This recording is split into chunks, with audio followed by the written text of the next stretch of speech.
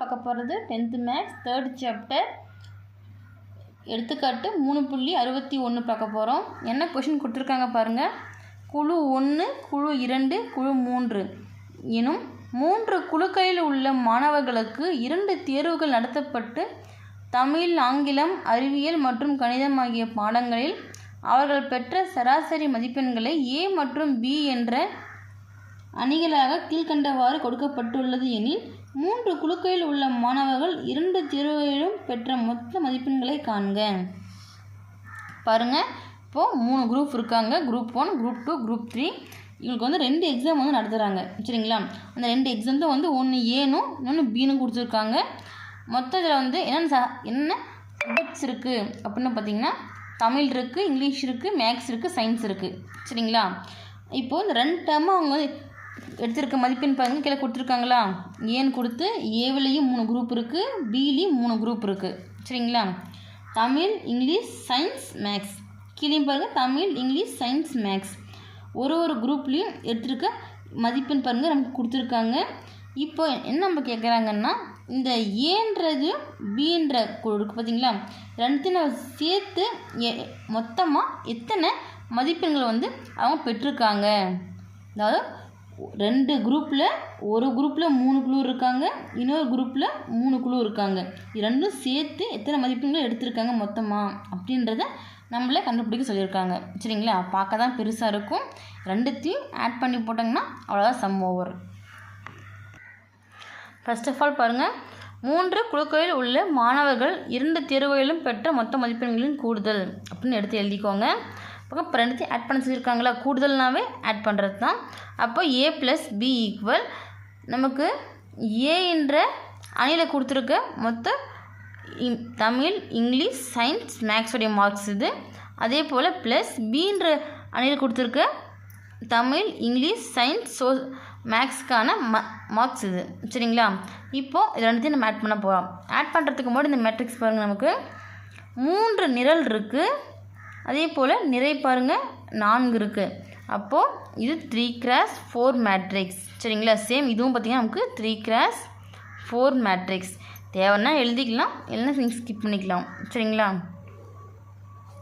இப்போ ஆட் பண்ணலாமா? Same first என்ன மதிப்பெண் இருக்கோ அதுக்கு நேராக இருக்க மதிப்பெண்.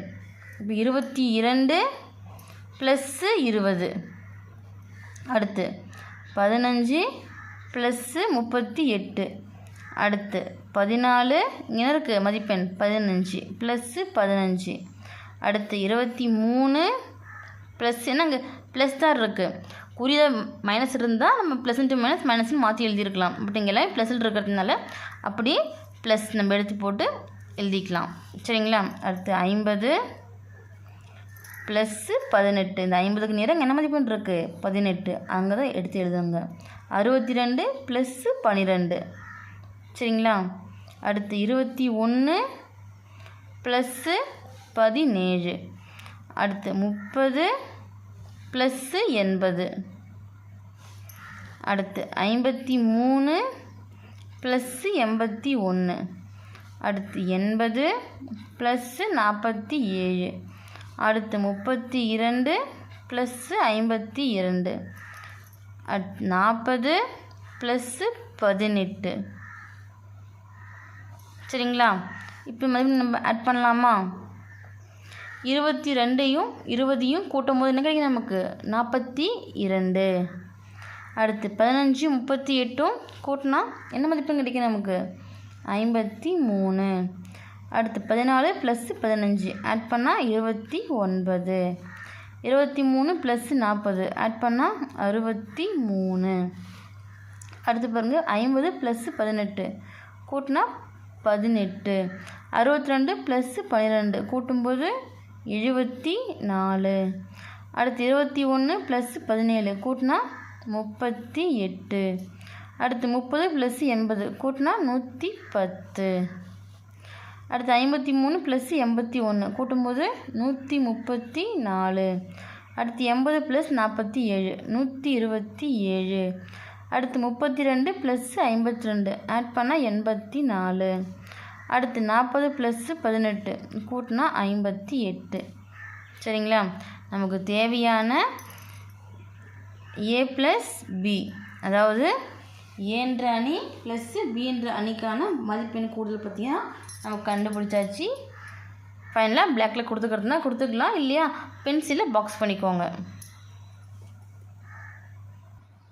ப்ளஸ்ஸு நம்ம இந்த மாதிரி ஆட் பண்ணுற சம்ஸ் நம்ம போகிறோம் பார்த்தீங்களா, மதிப்பெண் காண்க இல்லை வேறு ஏதாவது கூடுதல் கண்டுபிடிக்க சொல்லி கேட்டிருக்காங்கன்னா ஃபஸ்ட்டு நம்ம என்ன பார்க்கணும், இங்கே நமக்கு இங்கே என்ன மேட்ரிக்ஸ் இருக்கோ சேம் அதே போல் மேட்ரிக்ஸ் இருந்தால் மட்டும்தான் நம்மளால் வந்து ஆட் பண்ண முடியும், இல்லை லெஸ் பண்ண முடியும், இல்லைனா சம் போட முடியாது. இப்போ இங்கே 3x4 இருக்கா, இங்கேயும் சேம் 3x4 சரிங்களா, இல்லையா 3x3 மேட்ரிக்ஸாக இருக்கணும், இல்லை 2x2 மேட்ரிக்ஸாக இருக்கணும். ரெண்டு பக்கமும் ஒரே மாதிரி இருந்தால் மட்டும்தான் நீங்கள் அடுத்த ஸ்டெப் எடுத்து போடவே முடியும் நம்மளால், இல்லை அடுத்த ஸ்டெப் போட முடியாது சரிங்களா.